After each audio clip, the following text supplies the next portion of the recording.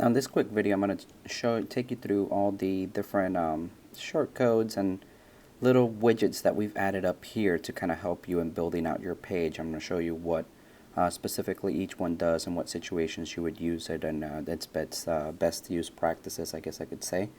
You may not be able to see those if you don't have this expanded out, but it's always going to show up on the visual. If you go to text, they go away, so make sure you're on visual to be able to see these. So start off right away. The first one you see here with the little money shaker icon is just an easy way to be able to insert the shortcode. So whatever shortcodes you have into shortcodes, dynamic shortcodes, or add manager, they will all show up here, so that you can easily just click and insert it in there. So you notice that I have all the different ones on here that I've created. So if I just wanted to insert, let's say, city, I just go over to the insert city right there, puts it right into my contact. Now next post, previous post is just an easy way of inserting the link to the next and previous post, just like we've always done it before. If you remember, we had a menu here that basically just gave you something to copy and paste, but we noticed a lot of people were having issues with that. So I figured this would be the easiest way, and the way I like to do it is I'll select the word, I'll copy it, and then I'll hit next post, and I can paste that word right in there, because basically what I'm pasting in here is the anchor text that I'm going to use with that specific link going to the next post or to the previous post. And you notice automatically it turns it into a hyperlink. If we go to the text side and take a look at that, we'll notice that it just adds the code that we were using previously. It just does it automatically, so you don't have to worry about making sure that you're doing that correctly. And just remember, when you hit the next post, you can put spin tags in there. You can put that a few different keywords in there if you want, so it doesn't just have to be one word. Same thing with previous post. Now we have this little weather icon here to actually add a weather widget. There's a couple things to keep in mind with this, and that it's right now it only works for the US, and when you go to insert it, I'm just going to go ahead and click it in here, but when you go to insert it, it's going to ask, the first thing that I'll ask you is to enter the sort code for the city only. So you got to make sure that you have a list of just cities, no state abbreviation, no state, no nothing, just the city itself.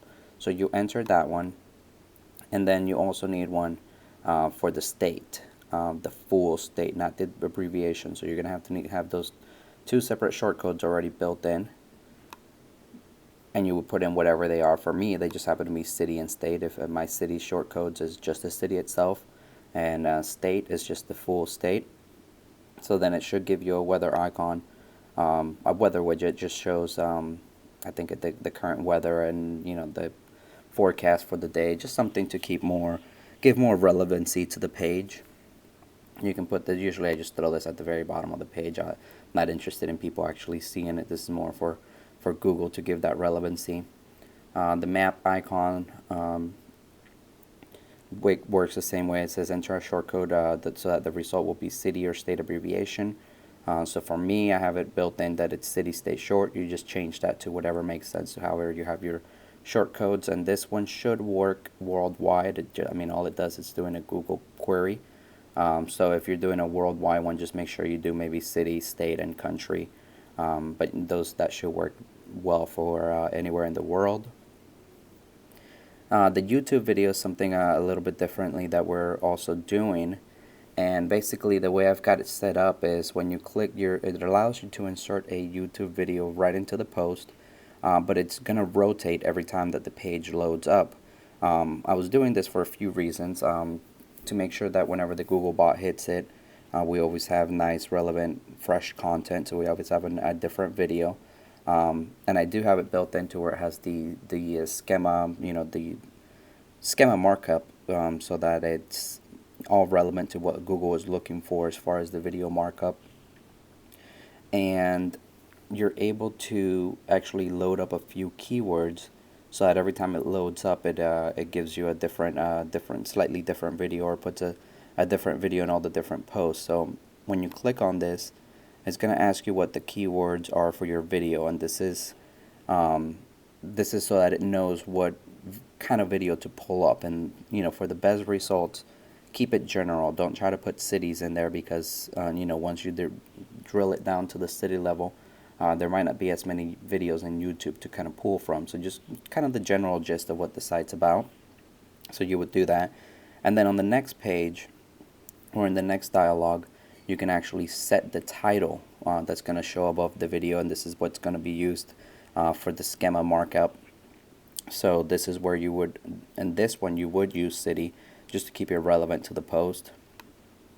But notice it's just going to add a shortcode, and so when it builds out the page, it will populate that with the correct video. Now the following icon, it's just to find and replace. And when I talk about the spinner settings, you'll see why this is important. Basically, if you're going to use one of the spinners, they don't like it if we already have the city shortcode in there. It just tends to kind of get a little funky. So whenever we're doing things with spinning, I'll put in an actual city name, such as Miami. And then once the spin syntax comes back, then I'll use find and replace to find Miami and then replace with the actual city shortcode, just like that. And you would first need to hit find so that it finds it, and then replace all. And so if you have something in your text that you want to quickly change, that's one way to do it. Next page, previous page works exactly the same way as next post, previous post, but if you're doing pages. And this is if you're doing some kind of directory pages or something where you want to interlink them together. So they work exactly the same way. It's just that it's pages instead of post.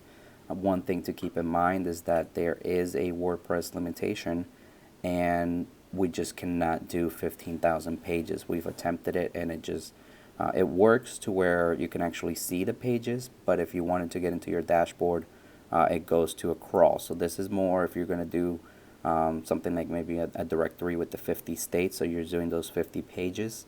I'll show a little bit more of what I'm working, how I'm doing that with the advanced silo setup, but that's in there for that. And then finally, random post gives you a list of random posts from a specific category, and it's I think I've got it limited to about 5. So the way I've been using it is at the bottom of the post, I will just say, other cities you may be interested in, and since since it's divided up by categories, then usually the category, at least in my setups, ends up being state.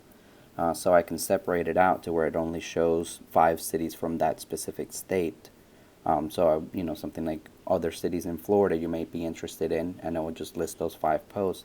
And when you click these, it's going to ask you to put in the category name that the random posts are in, and if you've got your category set up as state, then it should just pull it right from that and display those 5 posts in there. It just shows a list of 5 right at the bottom. So just to add that extra relevancy, but a lot of them, if you notice, they're just to add relevancy to that local city, local state, especially the weather, the Google map, the video, and then these random posts just all kind of tie it around that and just make it as relevant as possible to that specific city or that specific state.